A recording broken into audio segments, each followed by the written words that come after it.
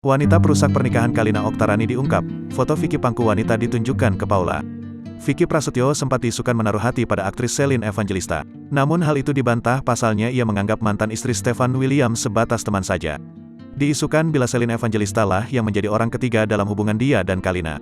Memang Celine Evangelista terlihat dekat dengan Vicky Prasetyo. Bahkan, Kalina Oktarani juga sempat kesal atas hal itu. Praktis, perceraian Vicky Prasetyo dan mantan Deddy Corbuzier itu menyeret nama Celine yang disebut jadi dalang kehancuran rumah tangga tersebut. Setelah sekian lama, akhirnya Kalina curhat terang-terangan kepada Paula Verhoeven terkait dalang penghancur rumah tangganya. Dari pantauan banjarmasinpost.co.id dalam YouTube Baim Paula, Kalina beberkan sedikit ciri-ciri wanita perusak pernikahannya.